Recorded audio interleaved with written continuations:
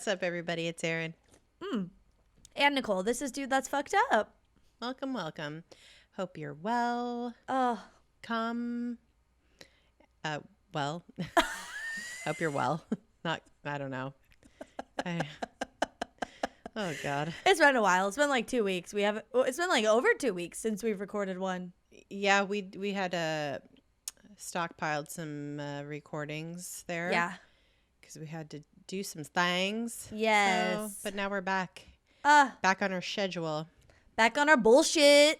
Yeah. Oh, my God. You guys, we have a real fun episode. Oh, my God. It's so fun.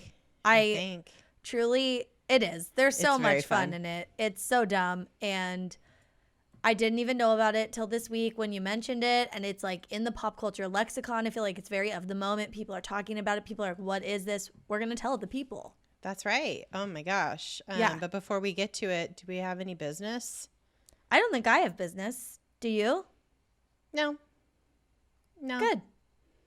I'm just like, trying to get used to being back in the swing of things. Back in the business. Back in the business. I know. Recording the podcast. I know. It feels like it's been so long. It's been a while, baby. Yeah, it's been a while. But well, do you have anything fucked up this week? Not really. Just that, this past weekend, DJ and I went to Catalina. Catalina Island for a little... The islands? Yeah. For a little getaway, for a little baby moon. And we left Jack with DJ's parents. They came in and watched him. And we just had a real nice weekend. Mom and Dad on their own. Real nice. Yeah. Oh, my God. It's like taking you back to circa 2018? 2019? 2017? 2017. Yeah. I was like looking through my my photos on my phone from like our trips that we just took all these trips in 2017, and I was just like, oh man, I don't know. Anyway, so we did this baby moon to Catalina, and we're so psyched, and I really loved it. It really scratches the itch of traveling, and we could just take a ferry out of Long Beach. That's only an hour. And it really feels like you're going somewhere completely different. You don't have to get on a plane. You're on a boat. It's open air. It's just like, it was really, really, really lovely. And Catalina's like super touristy and stuff, but it's just like also very cute and small. And it was perfect. It was just like the perfect little getaway. I loved it so much. I am actually angry. I've never been there before, being born and raised in Southern California. Isn't that ridiculous? I didn't know it was also your first time there. I thought, oh my goodness, yeah, wow. My family loves it, so I've been a bunch, but I loved it. I get it. I highly recommend if you've never been before and you live in California, or even if you're like not from California and you're just like maybe gonna do a trip to California at some point. Put it on your list. Put it on your list. It's so easy to get there, especially out of Long Beach. Oh, my God. So you can go for the day. You don't even have to day. spend the night there. You take the Catalina Express over. You take it back the same day. And so the reason why I bring this up, not to like talk about how great I had a little trip and all that bullshit is, on the boat ride out, on the ferry ride out. So I overheard people talking about how somebody had gone overboard the night before on like the last ferry back to the mainland.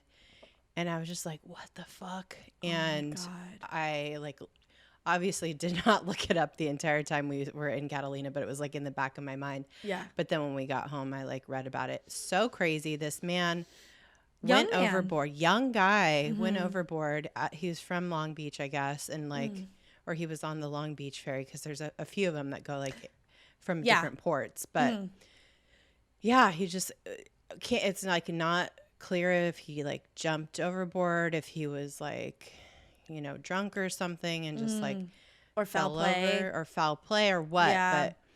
But by the time somebody saw him go over, somebody who worked on the Long Beach Express saw him go over. By the time they man overboarded, like threw a ring into the water, turned the ship around. They couldn't find him. He was already like underwater or drifted away or whatever. Oh my God. An absolute nightmare. What a nightmare. Oh. So like the whole time I had this in the back of my mind. And then we have this like nice relaxing weekend. We're watching the Euros. DJ and I love to watch soccer. And as we're watching the Euros on Saturday morning, fucking Christian Eriksen from Denmark drops dead on the soccer pitch. Oh my God. Had an instant heart attack. He was dead on the pitch. They brought him back to life on live television. The most horrifying thing I have ever seen in my life. I was my crying. God. We were both just crying. We were like, because they didn't take the camera away. They didn't take. No. They kept it on the like scene on the field. Like you couldn't exactly see what was happening because all the players from his team were like standing around to block the view. But everybody in the stands is crying. All the players are crying. Everybody's just like ashen face, and you can see on the ground. You can see his legs kind of sticking out from like the people standing around him. And you could see they're doing full chest compressions. Oh my God. Because his legs are like flopping around. Yeah. And then my God. Then they defibrillated him, and you could see his whole body jerk. It was horrifying. And I saw it live. I saw it happen the minute it happened. Oh my God. I will never forget it as long as I live. So I have this like thought of this poor man going overboard. Then I see this. We're trying to have this like God. relaxing time. We had a wonderful time. Great. But the entire time, the specter of death was just hanging over us. And I was just like, holy fucking shit. What is happening? Yeah. So. I was in Alaska, and we went on a whale watching trip, which is on like a similar boat to the Catalina Express. Right. It's a little bit smaller, but it's like very, very similar setup. Like you can go like up on the top. Inside tiers. Yeah. Yeah. There's like stairs. There's like a deck you can go out on. And there's children, like my nephews and niece are kind of like running around, which people kept saying, don't run. But then they would do it anyway. And I was getting like very anxious, and I'd be like, your mom just said, don't run. You're not supposed to be running. Like I was like getting so mad. And then there's like these little, doors for when you dock that like they're not like locked. They just have like a little like spike. It's like a little hole with a little hole, spike like in it. A little like a chain latch. Yeah. But like it's not locked. Someone could just like flip that up and fall through. And I was if you hit it hard enough. It jiggles out. Or we hit some rough water and it just opens and a kid goes bloop. And I was just like, oh my God. But mostly it was fine. Like adults were around, but I was just like thinking the whole time, like, oh my God. And then I saw that same day, I saw an article about someone had gone overboard off the Catalina Express, like on an Instagram, like Long Beach post or something. And I was like, oh my God. Like that really happens. It doesn't happen a lot, but it happens, and it can happen. And it's so scary. And I mean, this shit was in broad daylight, and, it was still light outside. And but it's just the current so strong. I mean, you're in open ocean between Catalina, like looks, you could see it off the coast, right, on a clear day. Yeah. But also like the channel between the mainland and the island is huge, and it's open ocean, and it's like the current's strong, the water is freezing, and the Pacific Ocean is cold as fuck, guys. So like it's really not cold. Yeah, I don't know. So I just... Oh, my God. That's so scary. I know. So scary. So awful. So just two very horrifying things that happened in my, like, peripheral vision at the... Like, not in my literal peripheral vision. Yeah, but like in the back of my mind is what I mean the whole time. Just things looming. Just things looming. Bad vibes. No, we don't want none of that on our baby moon. But, it was horrifying. But the guy was never found that went overboard. He's presumed dead now. Yeah. God bless. R.I.P. His whole family. Oh my God. So sad. Oh my God. Young guy. And then Christian Eriksen, he's only 29 years old. And he like out of nowhere just... Whew. But they revived him. But my God, if he was anywhere else in the world, would he have, No, he would have just been dead. I don't know. That's what happens. Horrifying. If you're not around anyone, that's, oh man. Ugh. Oh God. Mine's not as mine's my whole life right now is death related. Yes. And every day is like a near meltdown. I definitely had one today. After oh my God, the DMV. It's a nightmare getting things. The DMV right now, just you've said it a couple episodes ago or like several episodes ago, but right now it's just like a fucking mess. And I was like, I might murder someone. Dude, that's the thing. Honestly, everybody's on the verge right now. It's like I couldn't talk to a human. Even if they're not dealing with heavy shit like you are. It's just like everybody's right there. I know, and I love the page about like, it's like, oh, when you're dealing with the loss of a loved one, like we're trying to make it as easy as possible for you. Are you? No, they are not. Bitch, you are not. Yeah. 100% absolutely are not. No, ma'am. No, thank you. That's not the truth. That's not real. That's fake news. And so anyway, that's not my fucked up because it's too fresh right now and I could rant about it for the full episode and I will save everyone that because I've done enough of that today. But my thing is kind of related to what we're going to talk about, or it'll maybe give us a good segue. But Pete and I were in Alaska and just for anyone who's not traveling right now, don't even bother. Honestly, it was nice to get away, but like you're jammed on a plane with fucking everybody and their brother and it's the same old shit, different day. It is like the pandemic never happened. It is, they're like, nothing's wiped down. Everything's just the same old shit. Only we're wearing masks now, which is actually good. So maybe it's a little bit slightly better. But also everybody's more on edge and on the verge of having meltdowns. For sure. Because we've seen it in the news. All these people acting like they've never been on a fucking plane before in their lives. Or been anywhere. Like you've been somewhere. So going to Alaska, like, was fine. Like, we're TSA pre-check, everything is very smooth. It was pretty painless. The flight itself sucked. It's just like, I've never been so warehouse sandwiched in I am with other people. But it was like very early flights going up. So we just like mostly slept the whole way and like got there and it was fine. Good. And then coming back, Pete like does our like check-ins or whatever and he goes, yours doesn't say TSA pre-check. And I was like, no, what? Bitch, no. And I was like, what? Oh no. Which it would have been fine had we been traveling the whole way one shot, but we stayed the night in Seattle, so I like had to go through security twice, once in Alaska, once in Seattle. And I was like, oh no. And I was like very upset. I never got an email saying it's expiring, nothing. And so we like redid it, we paid for it, but it still had to like be cleared. Yeah, you have to like still go and do all the bullshit. Yeah. Well, here's the good news. Juneau fucking TSA is on the front lines of terrorism. They are. If you're traveling through there, no one is hijacking a plane. No one is committing terrorist acts because these people, these TSA officers they have taken an oath. Oh no.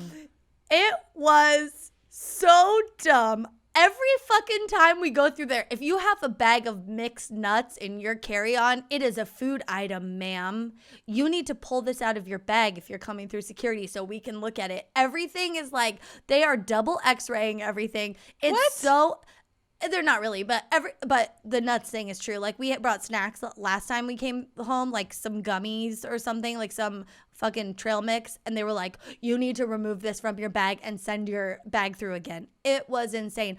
I had a bunch of like butt wipes that I bought, like for poop, adult Cottonelle wet wipes or whatever. Yeah. But I only could buy them in like a super like 5-pack, and they were all like taped together. That caused a red flag. They like opened those up. They were like, "What is this?" You're like, bitch, you've been to Target. You've seen these. You know what they are. Come on, man. If you don't know what these are, your butthole is nasty. Yeah. It is not clean. It is not wet wiped. It is. I'd be like, you don't know what butt wipes are? Ew. Fucking your asshole smells like doo-doo. I can smell it from here. It has your fucking underwear has skid marks. Get out of my face. Anyway, it was bad. And then I just was laughing to Pete because it's so, you got to take your shoes off, everything. Like, you're just like, It's just so much worse without the pre-check. And the next day at Seattle, I was like, oh, God. Pete was like gonna come with me. I'm like, please do not. I like almost picked a fight. I was like, also it was his birthday that day, and I was like, do not be a martyr. You do not have to stand in this line with me. Please go in the other line, go through, like take this with you. We had like a artwork print thing that we were like carrying on. I was like, take this, go in the other line, I'll be fine. And then it was like, oh God, the Seattle one, not as bad, but still they opened my bag. This time I had put the butt wipes in a checked bag, so that wasn't a problem. But I have this like baby sound machine that makes white noise, and they were like talking to me like, ma'am, what's in your bag? But I couldn't tell what they were saying because it was so loud in there, because it's like super high ceilings. There's just like 12 lines going. Everyone's talking. Not the best acoustics. No, not. And I'm like, what? I'm sorry, I can't hear you. Blah, blah, blah, and everyone's wearing a mask. And so it's just like garbled. And I'm like, I'm so sorry. I cannot hear what you're saying to me. And then the guy like co-working with the other person was like, do you have some sort of fan in your bag? And I was like, oh, it's a noise machine. And they were like, oh, and they just like pulled it apart, like sent it back through. My bag's just fully open on the belt. There's just like shit coming out of it. I was like, this is Jesus Christ. Why do we do this like voluntarily? You know, and it's always coming back. It's always coming back. That it's never going there when you're excited and you're like way calmer and you're just like, yeah, whatever. Like, we're going on vacation. We don't care. It's like vacation's over. You're tired. You're sick. You maybe are hungover. You probably fucking have backed diarrhea up. that you need all those fucking or you have diarrhea. Butt wipes for. Yeah. You're backed up, or you have diarrhea from your travel. You're exhausted. You're exhausted. Yeah. And they're like, what? Excuse me. Why do you have a snack in your bag? Jesus Christ. I know. So anyway, it was a lot, but wow. You know what? I guess I'm grateful that we have to do that because of what we're going to talk about today. It is we're talking about 9/11.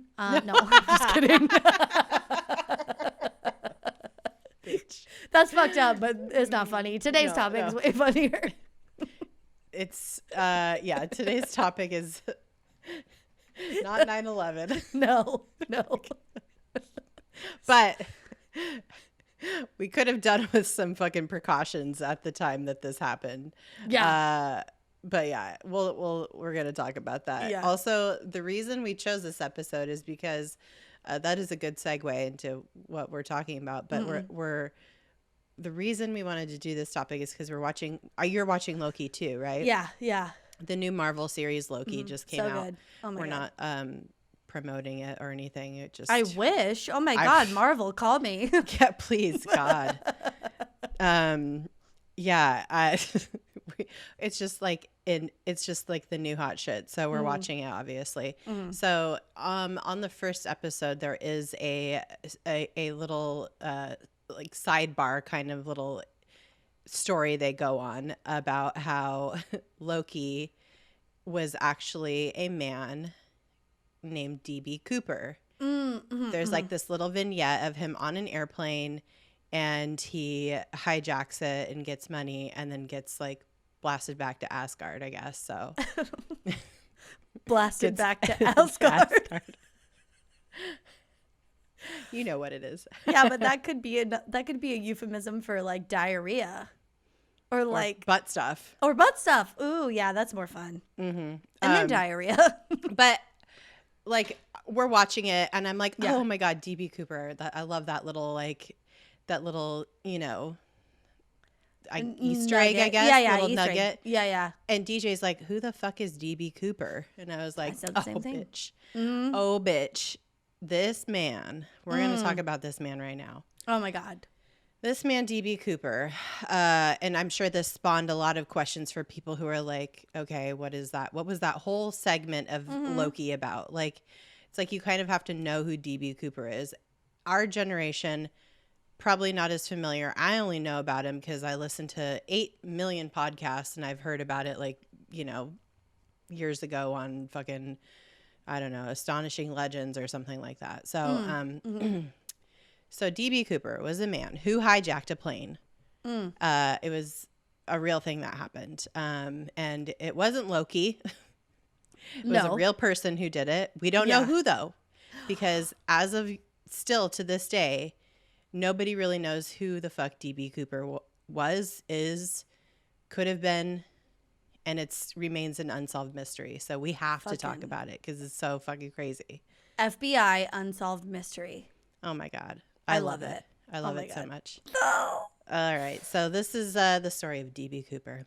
On the afternoon of November 24th, 1971, which is, I guess then that was back on the calendar. That was Thanksgiving Eve. I feel like we need a name for that. Like it should be its own holiday, you know? It should be the prep day. Yeah. Where we're all getting our fucking houses cleaned and everything's thawing and we're making gravy or whatever. Giblets Wednesday or something. Salmonella Wednesday. Yeah. Because I call Christmas Eve, or Christmas Eve, the day before Christmas Eve, because it's like, everybody's like ready to get the fuck out of work and party and hang out with old friends and shit. So and that's the night before Thanksgiving. Is like a big it's a big drinking night and stuff. So that's right. We'll come up with it. Just we'll figure it out. We'll put a pin in it. Yeah. So this is 1971. So everything's starting to get browner, I think. Decor-wise. Both. I don't know. Yeah, it's very right. We're getting very 70s. We're entering the best worst decade.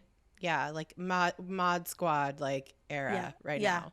Yeah, I love it. I love it too. This man, a nondescript, quote unquote, nondescript white man. Redundant. I mean, honestly, the most milquetoasty 40-something-year-old man you've ever seen or not seen walked into the Portland airport and bought a plane ticket at the Northwest Orient Airlines counter, which was headed from Portland to Seattle.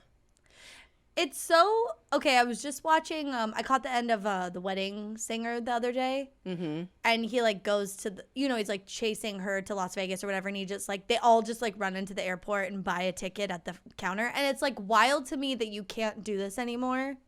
Yeah, like that's not a thing that could happen, and you could never travel like, some people might want to be like, I don't know where I'm gonna go. I'm just gonna go to the airport and figure it out, but you could never. I mean, you could technically go up to the counter and be like, are there any tickets available for any flights today? I guess that's true. Yeah, people flying last minute for like if someone dies or like a last minute. Flights are not always full. Like most are, but like especially nowadays. Yeah, most are. But you could fly standby or whatever. But like, but this is like he was in the airport like. There was maybe some security. I don't think so. Like a metal detector, maybe. No, maybe. Not even, probably. Not even. I don't think so. I think you just like, it was just like a parking lot for airplanes. You just walk in. It's an open air situation. You hail one. Yeah, you walk up to the counter and you buy a ticket and you're like, I'm gonna get on this plane right here. Is that cool? And they're like, yeah, sure. But also like, yes. Could not be more different than how air travel is today, where there's just no security. If there is any, it's like a police officer being like, hey, you're white, go right ahead kind of thing. Sir, fellow white. But the craziest thing about this isn't the fact that he just like walked up to the counter and bought a ticket for a random flight. He bought a ticket under a alias. Dan Cooper was the original name that he used, but it was later misreported as DB Cooper, which is a typo, and it stays because DB Cooper just sounds so much cooler than Dan Cooper. It's like also, Dan Cooper was a fake name anyway, so who cares? Yeah, who cares? He doesn't care. He's not correcting people. Yeah. It's like that scene in Step Brothers where it's like Pan. I'm sorry, did you say your name's Pan? It's like, yeah. I'm sorry, did you say your name's Dib? It's like, no, it's Dan. Dib? I like, guess what? Yeah, it wasn't like that. It was like they looked for a person after this whole thing was like over and they're investigating, that they found a person in the area that was named. Oh, okay. And they just like said it was this the name. And so anyway, Copy that. it just got all Copy that. confused. Yeah. Yeah. Wires crossed. You know what it is. Yeah. But yeah, this man just walked up to the airline counter, gave a fake name without an ID, I'm assuming. Yeah. They didn't need IDs to travel them, probably. And he just hopped on that damn plane. Mm-hmm. He just got right on there, no problem. Oh, God. Yeah. Oh.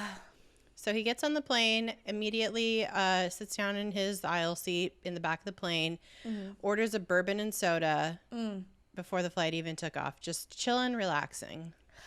I would be like, the balls on this man to just be like, can I have a bourbon and soda before they've even taken off? But I think that was just airline travel back then. Yeah. And it wasn't in first class. No. Where you could get a drink before you take off. Like, this is just standard, normal, like, plane behavior. In the golden times. I don't know if this is the golden times. He smoked several cigarettes as well. So, because you were also allowed to smoke on planes then. So, pros and cons. You could just, like, Fair. have good service and also smoke on the plane. So, I don't know. Yeah. And he also got on the plane using a fake name. And spoiler alert, like I said, he's about to hijack this motherfucking plane. So no security, just lax as hell. And I don't know if it was like it was in the golden era of air travel for sure. But mostly cons. Yeah. It's with not, this particular flight anyway. Yeah, it's maybe not so golden. It's a little brassy or something. It's the 70s orange. Yeah, it is. It's burnt sienna. Also, I think, just to paint a picture, I think in the year the year following this, 1972, 31 hijackings were committed in U.S. airspace, and 19 of them were for the specific purpose of extorting money, and then most of the rest were attempts to reach Cuba. So, like, I guess this wasn't, not the best time to be flying if you wanted to get to your destination unscathed. It was just like happening all the time after, like, it. Like, before, during, and after this period until they really tightened shit up. Yeah, you like literally could just hijack a plane like no problem. Yeah. All the time, apparently, during the 70s. Like, I guess one of the main suspects in this, which we'll talk about way later, in this whole case, was a guy who hijacked a plane 5 months later. Like, kind of using the same techniques. I love that this like just kept happening for years. They're like, we can't figure it out. we don't ask for any ID or have security, and like all these dudes just keep hijacking the plane.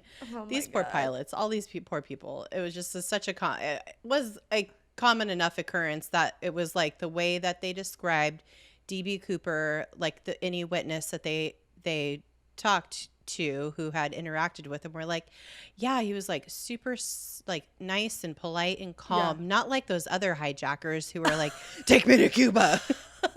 Like, literally, that was the. Oh wow! I wonder that was why like the descriptor. Yeah, I wonder why people were wanting to do that.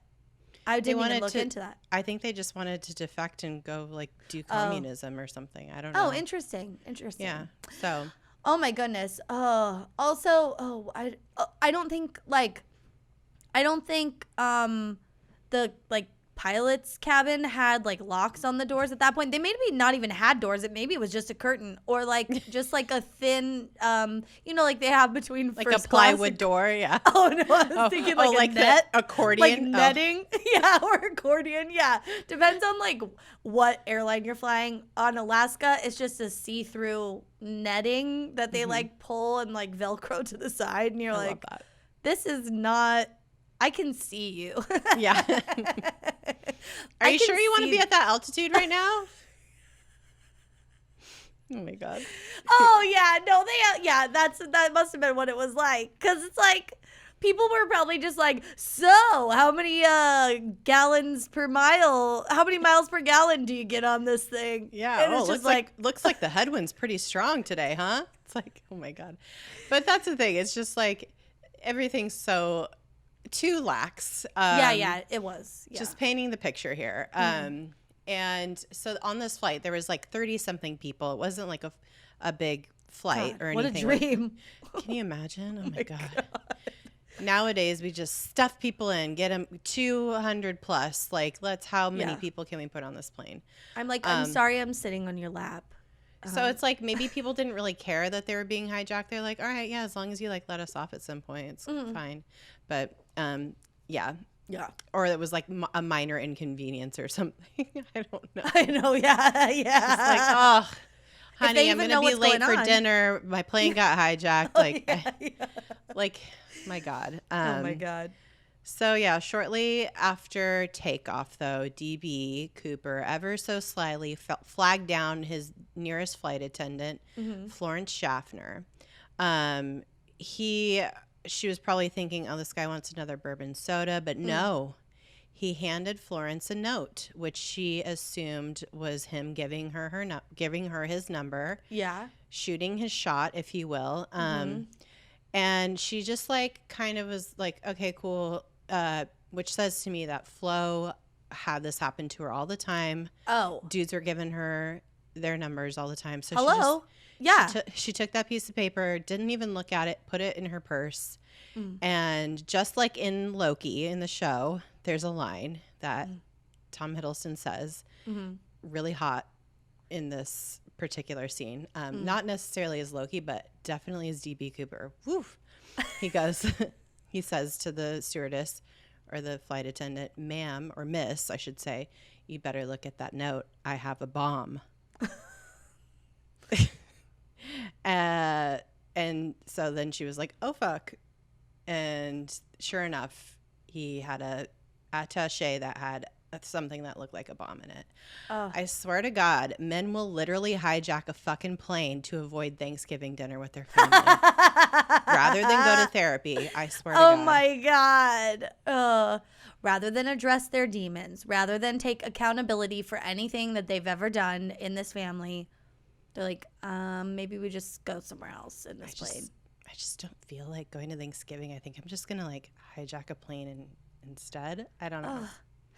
Also, how much cooler would it have been if he just said, miss, you're going to want to look at that note, and left it at that? Yeah. The next part is I've got a bomb. I have a bomb. You're giving it away, She's like, what, did you draw your dick on it or something? She just looks at him glaringly and just rips it up in front of him and eats it without reading it. And he's all, oh, shit. Was not anticipating that. Yeah. Yeah. Flo, she was like, oh, fuck. And according to the FBI website, quote, the stunned stewardess did as she was told upon opening a cheap attaché case. Cooper showed her a glimpse of a mass of wires and red-colored sticks and demanded that she write down what he told her. Soon she was walking a new note to the captain of the plane that demanded 4 parachutes and $200,000 in $20 bills. Oh, my God. Look. Okay, first of all, I want to say this is embarrassing. But when I first read this, I swear to God, I was like, they keep parachutes on planes? I mean, we'll find out that the stuff's not on the plane. He asked for it and more stuff happens. No, yeah. But my second thought is only $200,000? It's an odd amount. Yeah, wait, but do they keep parachutes on planes? I don't know. For commercial airliners, I don't think that it matters. You can't really bail out of one. Unless you're on the descent and you're you have to be at flying, the right air. You have to be flying at the right altitude, the right speed. Yeah. Which is going to be a factor that we'll talk about very shortly here. Yes. As I learned pretty quickly.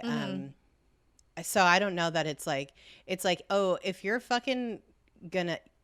on a commercial airline and the plane's going down, a parachute is not gonna help you. It's gonna suck you into the fucking jet. The jet. Yeah, you're not. Jet. If you get sucked off the plane, even if you're wearing a parachute, you would have to be highly skilled. Yeah. There's just no way. There's no way. Yeah. So because you would be like spinning out of control. You'd be like disoriented. You'd have a long time ish to figure it out. But also, I feel like the velocity of like falling from that high, you just get going too fast.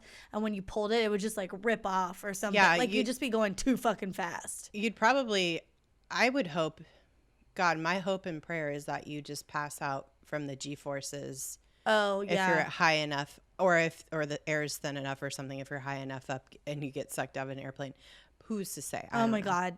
Oh God. Worst nightmare. Worst nightmare. So. One of them, yeah. The pilot of this plane, William A. Scott, contacted Seattle Tacoma Airport Air Traffic Control to let them know what the fuck was going on his plane. The local and federal authorities were notified. The 35 other passengers that happened to be on the plane were told by the pilot while they were still flying and en route to SeaTac that they would be delayed in landing because they had a, quote, minor mechanical difficulty. I would think that you would want to land sooner if you had a why are they taking more time? Maybe to gather the money, and maybe they needed to like buy time. Oh, okay. They needed to buy time. They needed to like make sure everything was like all the local authorities on the ground were like ready to receive the plane, basically. Okay. So, and then in the meantime, Northwest Orient's the airline that was the plane that was being flown, the president Donald Nyrop authorized payment of the ransom and ordered all employees to fully cooperate with DB Cooper. Why is the plane people on the hook for the money? Why didn't the FBI have to fork it over? That's so weird to me that they would like be looped in on that.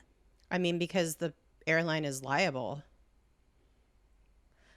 Because they let this man on their plane. Oh, okay. And he hijacked it. So they're responsible. That's ridiculous. I don't think so. Fucking how it should be. Every corporation should be like responsible for their fucking. It's like how nowadays like the fucking like gas pipeline gets hijacked basically. Got hacked by the computer hackers.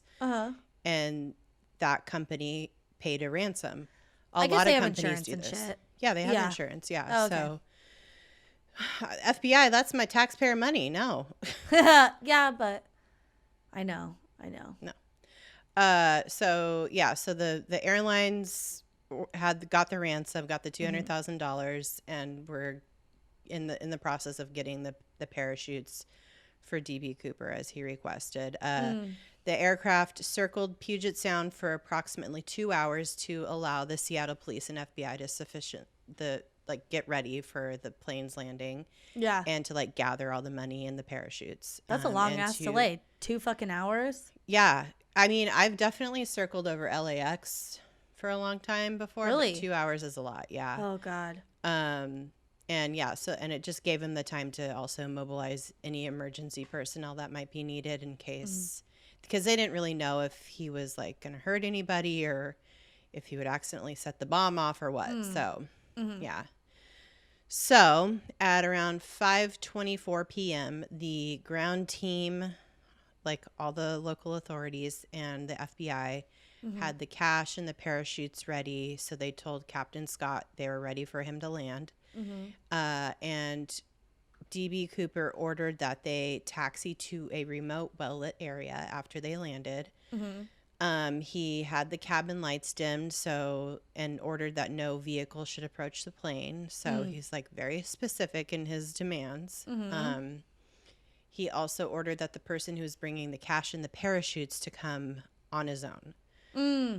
So a Northwest airline employee drove a company vehicle near the plane, not all the way up, but near. And then DB Cooper had a flight attendant named Tina Mucklow lower the stairs so the employee could carry up the parachutes and hand them over and the money. So the employee brought the cash in a large bank bag, like one of those like duffel bag thingies, and handed it over. And once those demands were met and Cooper let off the 36 passengers and flight attendant, Florence, the original gal that he was passing notes to.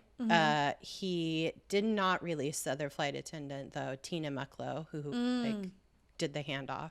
Yeah. Or the other 3 men, the pilot and the co-pilots in the cockpit. Oh, my God. So it's an empty plane, save for the 1 flight attendant, Tina Mucklow, and then the 3 pilots. I hope all these people, including the employee that had to drive the car and like walk the money up, I hope they all got fucking huge bonuses after this for like dealing with all this shit. Yeah, I hope so. Speaking of the airlines liable, I'd sue them even if I worked for them. It's very dramatic. Workman's comp, dude. Yeah, I know a lawyer. Her name's Sandra. She's our friend. I would be like, listen. This shit happened to be at work today. Yeah. What do you think, babe? We went down at work today. Yeah. I need your help. Ugh. I know a lawyer. Oh, my God. So DB Cooper, had chosen this flight for a reason. Not just the location, but because of the type of jet that was being used. Yeah. He knew a lot about this. This jet was a Boeing 727-100. And he knew a lot about it, like a lot. He also apparently knew exactly what he was talking about when it came to skydiving, because TBD. that's how he was planning to make his escape. Yeah. TBD on that. We have so much to talk about at the end of this. Yeah. So he hijacks his plane. He wants to take back off again in the same plane. Yeah. To make his escape. Nobody really understands like what the fuck's going on. He's just like laying it out for them though. He's like, all right, we need to refuel. They refuel the plane. We're taking off again. And he has a whole flight plan that he's going over with the cockpit crew. It's a southeast course towards Mexico City. And he tells them exactly how fast he wants them to go, how low he wants them to fly. He says, do the minimum airspeed possible without stalling the aircraft. Like, let's only go like 100 knots. A maximum height of 10,000 feet in altitude. And then he also wanted them to keep the landing gear down after takeoff. And he wanted the wing flaps to be lowered to 15 degrees. And he wanted the cabin to stay unpressurized.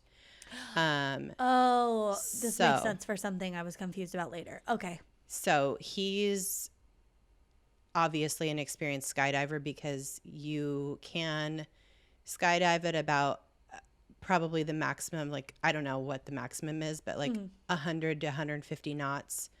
And I mean, Felix Baumgartner, he went from literal outer space. Yeah, so technically it can be done if you know what you're doing. Yeah, but you have to have the right parachutes. You have to, the right equipment. The right equipment. Yeah. The right suit.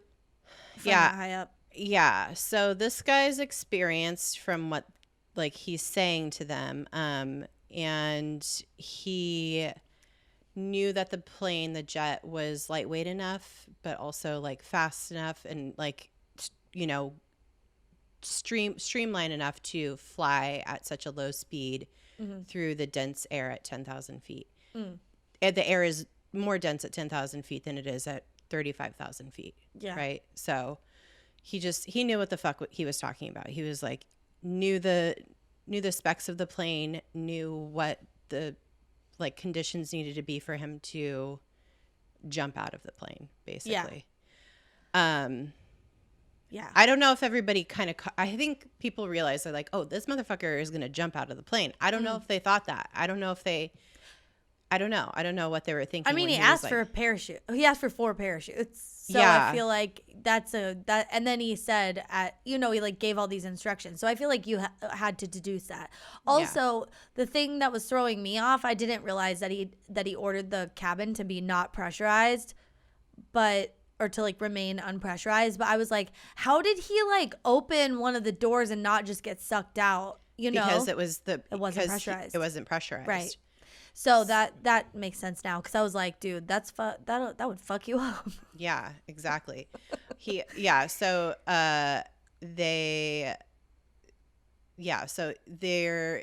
he says all this stuff. One of the co-pilots, William J. Radizak, told Cooper like that. He's like, I hear what you're saying, but the range of the flight path is going to be limited to only 1,000 miles because we need to like refuel before we get into Mexico. So they were like, okay, we'll stop. He was agreed. He's like, okay, we'll stop in Reno, Nevada to refuel. And then so they would take that route down that way and then continue on down to Mexico City. And he also wanted them to take off. I think I can't remember if I didn't mention this. He wanted them to take off with the rear exit door open and its staircase extended. And the airline Northwest home office was like, absolutely not. We're giving you all this fucking shit. Please just don't do this one thing. Yeah. It's not safe, and you might just fucking kill everybody on the plane if you do that. So they were like protesting against this, but they were like totally fine shuttling a hijacker with a bomb around on the plane. So I don't know. Who's to say? And DB Cooper is like, it's totally safe, but like, you know what? You're giving me all this free shit, so I'm not going to argue. Fight you on this. And he said, I'll just do it once we're airborne. And they were like, oh fuck, okay. Oh God. They're like, hey, we just don't want you. We just had those stairs redone. Actually, we don't want you scratching them on the ground as the plane's taking off. Like that's the only thing. And he's like, okay, but I'll open them in the air. And they're like, yeah, I guess that works. Yeah, fuck. Nothing will scratch them if I open them in the air. You're right. Fuck. Shit. Whose idea was this? They're fired. Oh God. So after takeoff, DB Cooper ordered the flight attendant and the rest of the crew to stay in the cockpit. He's like, don't come out for any reason. Remember, I have a bomb, and I'll just blow us up if you come out of the cockpit. Crazy. I don't know. Oh, my God. I definitely would have ordered another bourbon and soda at this point.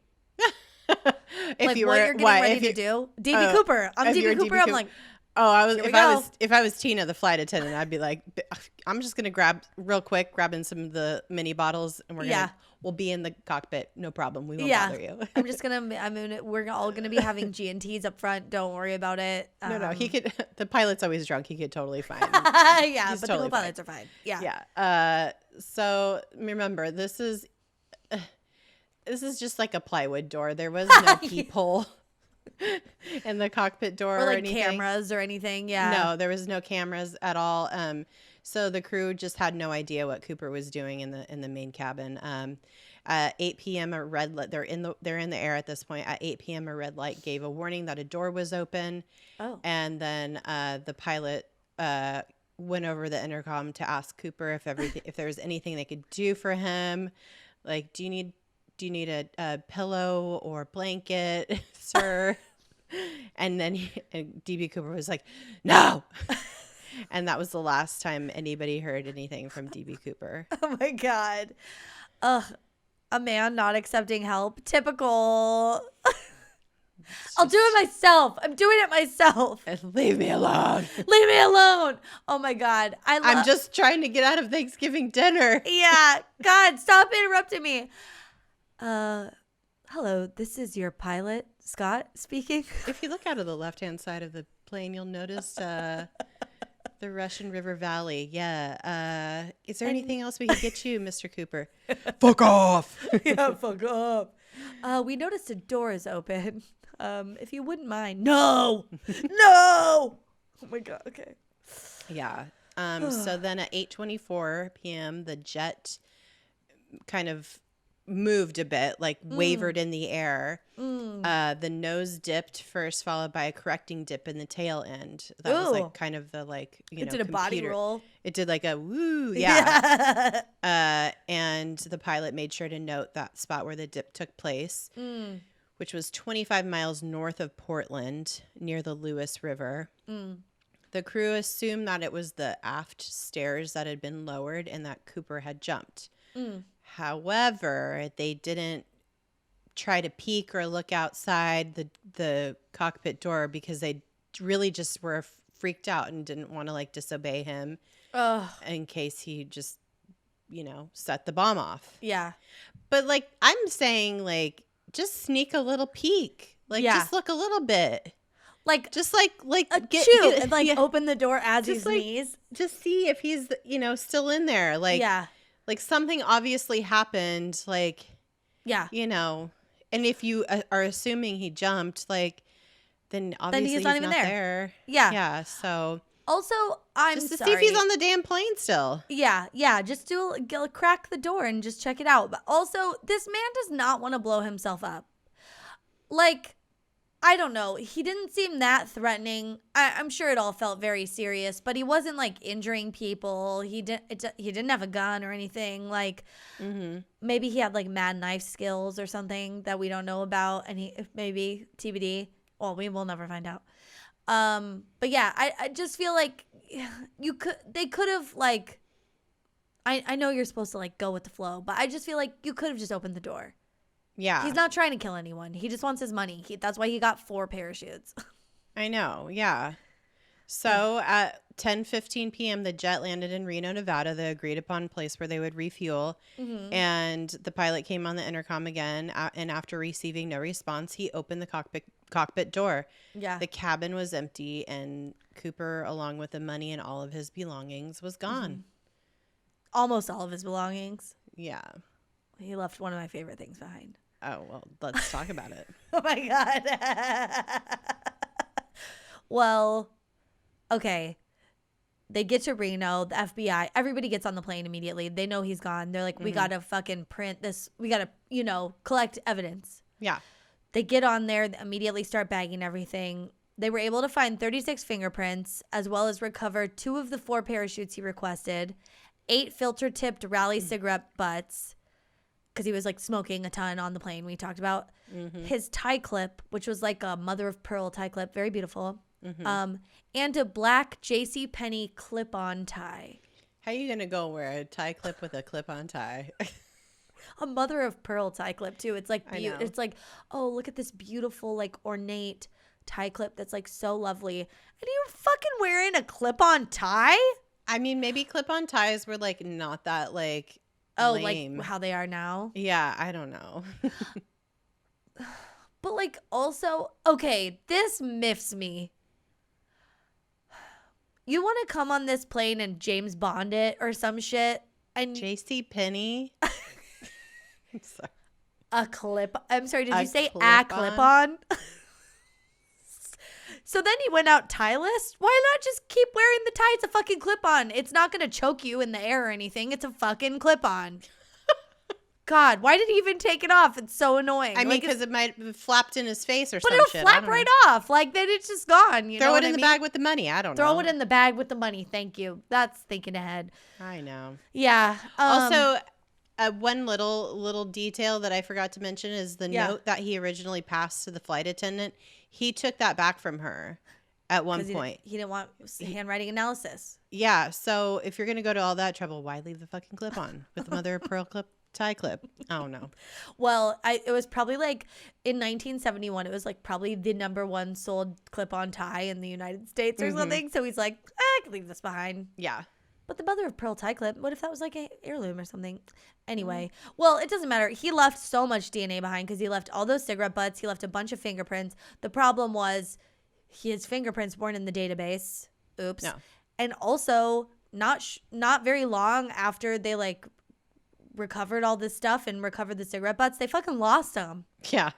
Good job, FBI. Yeah, they're not anywhere. So like with 23andMe, that shit could be connected to someone. Like, what if, like we could find out who it was, but no, we lost them. So there's no DNA. I think they also, I think I read this on the FBI website that they also recovered some of his hair follicles that were on either the tie clip or the back of the seat he was sitting in. So, but someone accidentally ate them. So, yeah. But they just like disintegrated. It's so weird. I don't know. Oh God! Someone accidentally threw them out with a bunch of other hair that somebody just went. Yeah, someone thought it was a dandelion. Yeah, I don't know. Oh, so dumb. Well, the FBI were given the coordinates of where the plane took that little like nose dip and corrected, like a little after 8 p.m. And that would be helpful because that's when they think he jumped out. But the problem was there's like way too many variables to determine like where exactly he would have fallen if that's exactly when and where he jumped out. Things like how fast was the plane flying at that time, which I think today, like all the instruments on a plane like are logging that detailed stuff. Every single data point that's like being collected in a plane is like going somewhere. So like that could be checked and they would be able to have a better understanding. But it was 1971 and the pilot was like, yeah, I guess I was like flying at like, 107 knots. Like, I can't be sure. Remember. I'm not exactly sure. Yeah. And so we don't know how fast the plane was going, the weather conditions, like in the air in that very spot in time at that moment, like, so, which way the wind's blowing has a lot to do with all of this. And then like, how long did he free fall? Until he opened the parachute. Or maybe he didn't open the parachute. We don't know. Yeah, exactly. We don't know. So they also checked in. So there were 2 F-106 fighter aircraft and a Lockheed T-33 trainer that were both following the plane after it had left Seattle. And they were like out of Cooper's view, so he didn't know that they were there. But when they questioned like everybody on those planes, no one saw anything because it was too dark, and even like on their radar or whatever, like nothing was picked up. Yeah, because a human being that small is not really necessarily going to be picked up on those radars. On that equipment. Yeah, and it was like so dark, so they didn't physically see anything, and they couldn't like corroborate the time and stuff. And then 2, the T-33, the Lockheed T-33. Was diverted from a National Guard mission that it was on like just prior to this flight. And so it ran out of gas. Like it was like, hey, you're needed. There's like a guy, he's hijacked a plane. Can you go like shadow this plane and help us like see if you see anything? And so they're like, oh, sure. I'm just like headed home from work or whatever. They go follow this plane and immediately they're like, oh shit, I'm on empty, dude. I got to turn around. Yeah. I'm not going to crash my plane for this stupid asshole. Yeah. No, thank you. Also, I read that the F-106, the fighter planes that were following along, those couldn't fly as slow as the plane was going. So they were kind of like not really on it either. They were like, didn't have the view of the back of the plane. Like they wouldn't have seen anything anyway because it was too dark. Yeah. It was just too dark. So yeah. Yeah. So they did have some information. So the FBI, they're like, let's do a reenactment. They redo this flight like with the same pilot Scott, the same, I think, time of day, like as close to the weather conditions as they could, like get. The weather also at this time was not good. It was like rainy and shitty and not. It's Seattle weather. It's not good for jumping out of an airplane. Let's just say. It's Pacific Northwest weather. Yeah. But they're like, okay, we'll try this out. They like recreated this flight, and at the point in time, like on the flight path that they think Cooper jumped out, they pushed a 200-pound sled out of a plane and hoped for the best. And where that landed is where they kind of determined the search area to be. So it was still a fucking huge area, and it's like nature. It's like full of nature. It's in the middle of fucking the forest. The forest. Basically. It's in the fucking forest. It's just trees and like creeks and lakes and rivers that meet up with each other, and like it is, it's really hard to search, and it's winter, so there's like snow on the ground in some places. The ground is frozen, all this shit. So they do some searches as much as they can. They like canvass the area by like plane and helicopter, and they're able to find like damaged treetops and kind of search around those, knowing that he probably would hit, if he parachuted out of a plane from there, he'd hit something around there. So they were able to determine some of these areas to better search. They found like damaged treetops, plastic, and pieces of canvas that they thought could have been parts of parachutes, but none of what they found was related to the hijacking. And then months later, like they did not have a lot, and months later they went back to these areas and they did ground searches with multiple teams for like months, you know, like days at a time over the course of like 2 months. They were doing these ground searches covering a lot of land, and they thought they had a lead when they found like a skeleton in like a little like cabin lean-to type situation. It wasn't his. It turned out to be like a murder victim. Side note. God. Yeah. Oh, fucking horrible. Yeah. Horrible. A young girl who had gone missing. Yeah. Yeah. So, and just like weeks prior. So that was fucked up.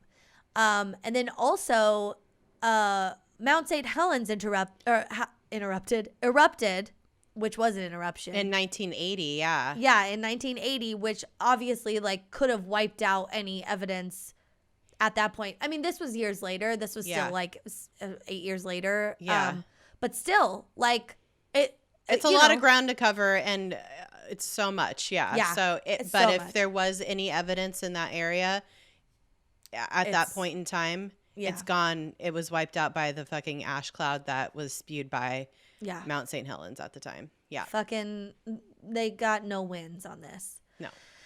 And so they kind of, I mean, they're trying a lot of different things, just like this isn't like linear. This is all just things that they're trying like over the years to see if they can like get some sort of lead. So multiple newspapers and the airline after this, like in subsequent years, offered rewards to anyone who turned in the ransom bills, which were all, you know, all the serial numbers are marked, and they let those serial numbers out to people to like tell them, hey, check your money. Like, and if you check your money, remember where you got it. If you have one of these bills, come turn it in. We'll give you up to like $25,000, $30,000, like $1,000, whatever. There was all these like campaigns to try and get this money recovered, but it just led to counterfeiters trying to like make money to swindle the airlines and the newspapers, which is fun. Yeah. Dumb. And then we're getting to my favorite part, which... Okay, so Schaffner and Muckloud, the two flight attendants, the one was let off. One was Schaffner was the one that was kind of like the impetus, like Florence, started, Flo. Mm-hmm. And then who was the other one? Lisa was her Tina. name? Oh, Tina. 4-letter word. Yeah. Tina. So they both, when they touched down, obviously the FBI went to them on them, like, we need to get your statements. We need to get as much information while it's fresh as you can give us. So that night, they're both interviewed in separate cities. They gave almost identical descriptions of Cooper, and these were considered to be reliable, and they've not changed since that night. Like, they've, like, kind of revisited or whatever, you know, just as they were checking on the case. And both of the women said that the suspect was around 5'10", 180 pounds, mid-40s, with close-set, piercing brown eyes and swarthy skin, which I had to Google. Swarthy is like dark, like dark, olivey. Yeah, dark olivey, but also like maybe weathered. Yeah, like could be like tanned and like kind of weathered, like from the outdoors or something. Yeah. And then based on that description, I think our sketch artists in both locations pulled together best. Jimmy Buffett. It's Jimmy Fallon with a fucking pencil dick nose. Yeah. It is. These are fucking. I wish I had a pencil dick nose. I'm sorry. A balding Jimmy Fallon. It is. They are not great renditions. I mean, they're fine, and they both look similar, and the eyes are very close, and the chin, but the nose on both of these is very different to me. He looks like, just to bring it back to Marvel for a minute, he looks like Agent Coulson from the Marvel movies. Yeah. Right? Yeah, with maybe less of like a chiseled chin, like not as hard of a jawline right here. Right. Yeah. That guy's is kind of wider. Yeah. Hotter. Oh my. Yeah. Is what? Hotter. Yeah, hotter.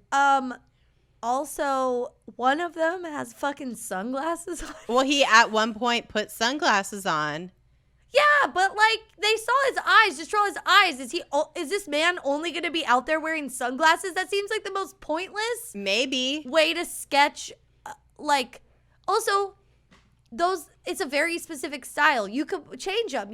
They're like big, like kind of movie star sunglasses. Around, wrap around. You could be wearing black flies. You could be wearing Ray-Bans. You could be wearing aviators. Like, there's so many different styles. Why would you just be married in a sketch of this FBI most wanted in one style sunglass? Just when stay you're on right, sunglasses. you're right. When you're right, Thank you're you. right. Thank you. Rant ended. Well, it's very these sketches are you Google DB Cooper, these sketches will pop up immediately and you'll see. It's looks nothing like Tom Hiddleston. No. But it might be Loki.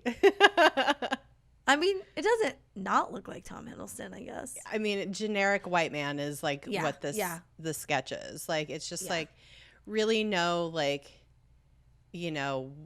wow features here. It's just a milquetoast 40-year-old man who, is fine looking. So who's to say? Yeah. Well, we should say these sketches did nothing to help, probably because he's wearing sunglasses. You can only see the bottom of his face. And truly the most generic sketch man of all time. So yeah.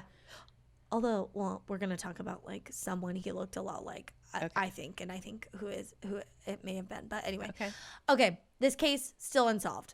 Sketches didn't work. None of the money serial numbers worked. The searches turned up nothing. Like almost vanished into thin air. Vanished. So, but there was one breakthrough piece of evidence which came about in 1980. An 8-year-old boy was vacationing near the Columbia River with his family, about 9 miles downriver from Vancouver, and this kid was just like digging in the sand, making those little drippy poop castles or whatever, that you make on the sand.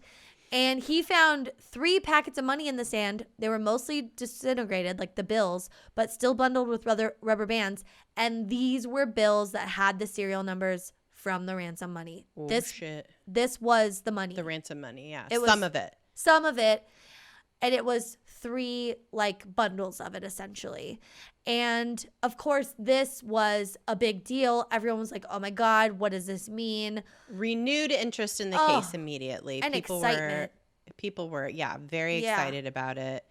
And a bunch more theories got out into the wilderness from this money being found. Yeah, because it's like immediately you think, oh, it's disintegrated. He must have like dropped it. Maybe he opened the bag to count it mid parachute because he got bored because it was like open and he's just waiting. It's like that long time before you come to the bottom. Not that I would ever. No. Never. Never. But it's like he's counting it. He drops. And then he drops them into a river and they wash down and now they're buried. No. These were disintegrated, but they should have been non-existent had these been from the time when he actually jumped off the plane. Like if they'd been like exposed for 8 years to the elements, they would have just simply disintegrated and been non-existent. The rubber bands at least would have fallen off and this money would have been scattered everywhere, but they weren't. So which then it's like, okay, this just makes so many more questions for me. It's like, so did he plant this? To throw everyone off? Did he do it to make them think he's dead? Did he not need the $200K? Like, did he just do all of this to like fuck with people and like have a fun time? What is it? Loki. God of mischief. That's right. Well, that was like the one last kind of hurrah where they were like, specific to evidence that that ever surfaced from this. That ever surfaced. But in the meantime, they were investigating people and they did have like too many leads, one would say. I would say too many leads. Yeah. Because this investigation was closed officially in 2016. Unfortunately, it's unsolved, but they can't keep putting resources towards it. And during the 45 years the case was open, the FBI had over 1,000 serious suspects, like people they thought could really be DB Cooper, and they eliminated all but around 24. So they were busy for a long time working on this shit. And of course, it remains unsolved to this day. And honestly, there are so many people who could have been DB Cooper on this list. And we say people because the list included women even. It is extensive. It's like, you know, it's like when you're trying to like cut down a wedding list. It's like, who goes first, you know? It's like, oh, but then people will be mad if I don't bring this cousin. It's like, they're like, oh, this person had the same color hair. They have the same last initial. It could be them. They're just like throwing everyone into the mix, it feels like, but then ruling them out, except for about 24 people. Yeah. And honestly, all things considered, maybe it was a woman because the fact that they asked for fucking $200,000, she undervalued her worth. She did not ask for what she deserved because she felt shy. You know, like, I just was like, oh my God, of course it's probably a woman because, of course, like, no, you need to ask for what you're worth, ma'am. Ma'am, yes. And it's like, also just like, I Googled, like, what would the value of 200,000 would be today. It's like 1.3 million. And that's like some Dr. Evil shit. Who, you know, if you went through all the trouble to hijack a fucking plane today, would you ask for 1.3 million? No. 20 million at the least. I'm developing a theory as we speak in my mind right now about who it was. I'll tell you. Let me know who you think it was. Okay. Well, okay, so also on the topic of like who it could have been, basically so many of the suspects were trained military personnel that had served in like World War II or Vietnam as sky jumpers, pilots, explosive experts, etc. And I don't really think it was a woman. I think it was someone very specific. But it makes sense that this person would have like training in all of the areas that like they had the expertise in during that DB Cooper had this training, you know, because he or she was very specific in what they were asking. Like, they would need to have training in parachuting and aircraft piloting and mountaineering and clip-on ties and making probably fake bombs and chain smoking. Like, they have to have all this expertise. And so it does make sense. Yeah, that it was somebody who was like, who's trained in a military type situation. Totally. And that was like the majority of the suspects that were narrowed down were all, Do you think it's Amelia Earhart? No. Oh, okay. I don't know when she died, but I don't like the 20s or 30s. But she was a pilot. Well, but yeah, she wouldn't have been in her 40s. But oh my God. Well, okay, do you want to say who you think it was? Mine's not that fun. I think it was the 3 pilots, Tina, the flight attendant, and Flo were all in on it. And made it up? Made it up. Yeah, they had this guy on the plane. Maybe he was just like an accomplice.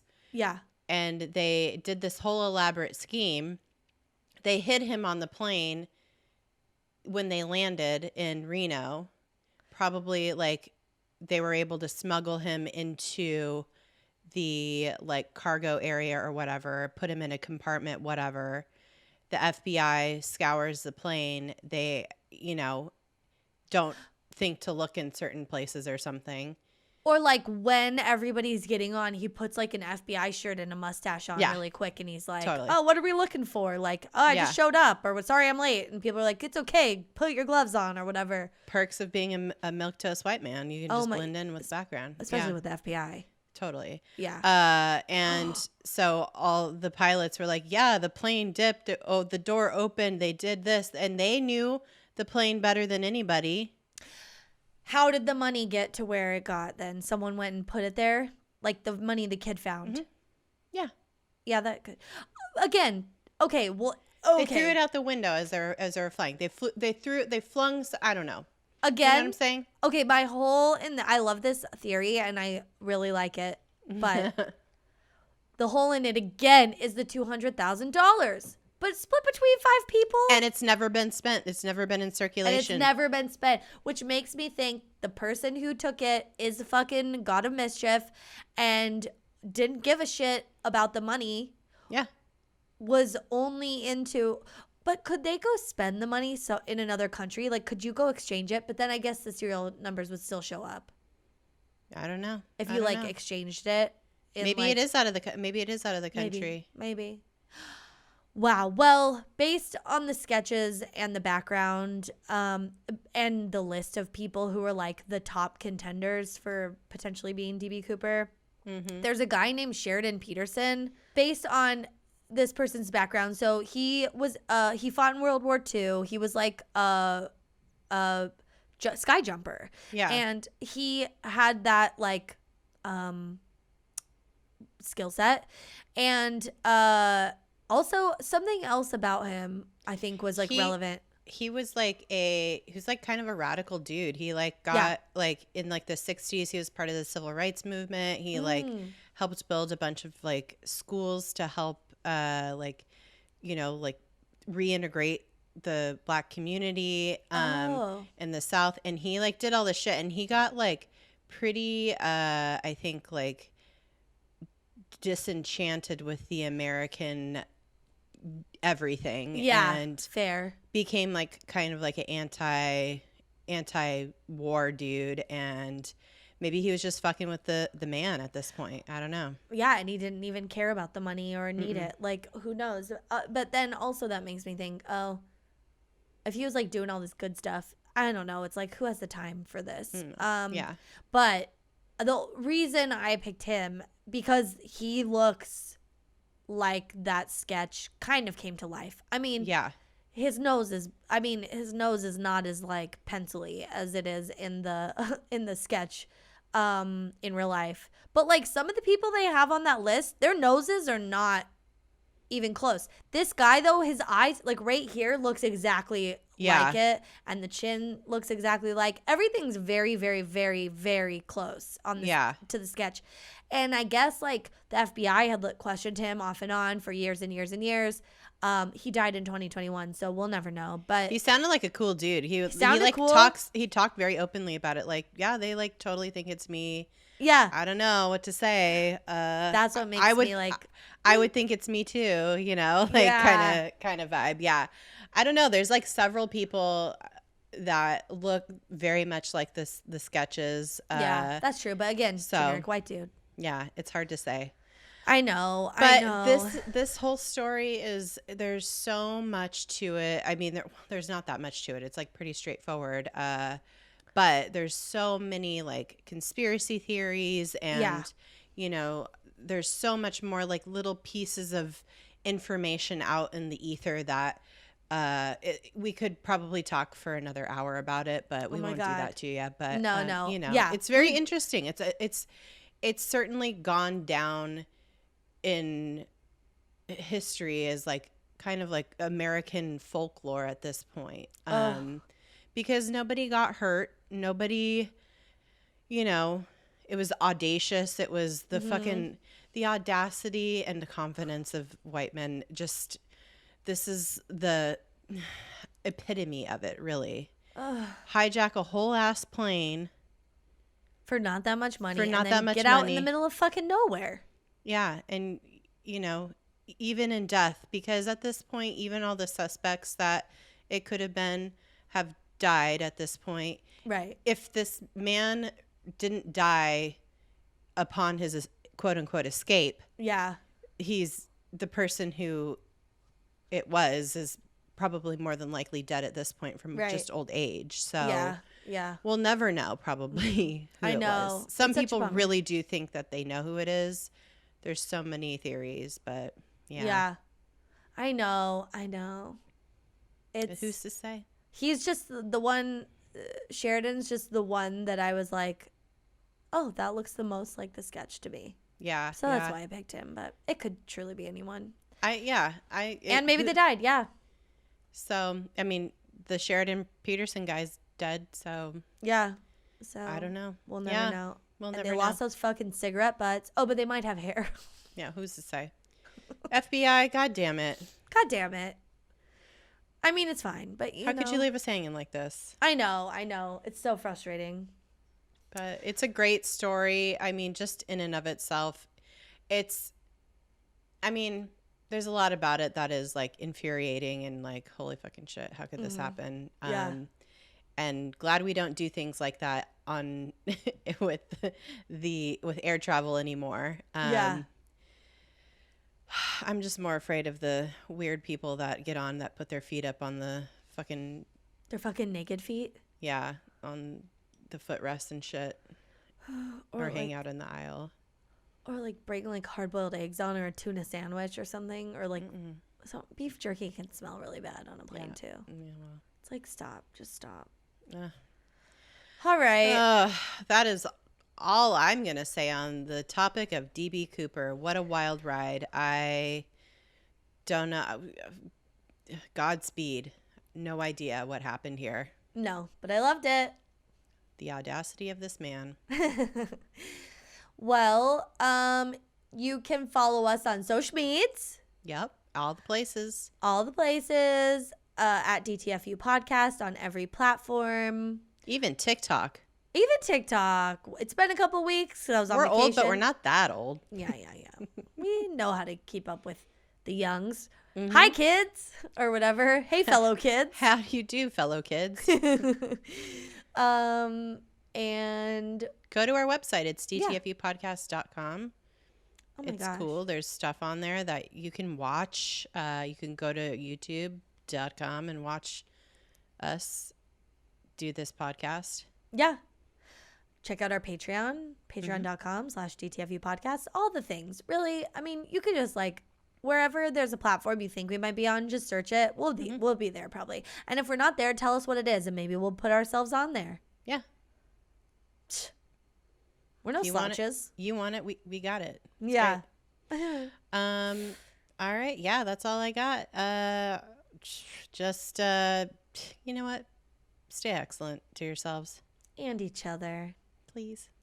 Especially on a plane. Ugh. Oh my God. Yeah, if you're not already excellent, then be excellent, you know? Yeah, do it. Yeah. But for the good of all of humanity. Y'all are excellent. Don't hijack planes. All right. No. Oh my God, no. And if you see someone who's doing it, fucking take them down. See something, say something, you know? Mm-hmm. Yeah. All right. All right. Bye-bye. Bye.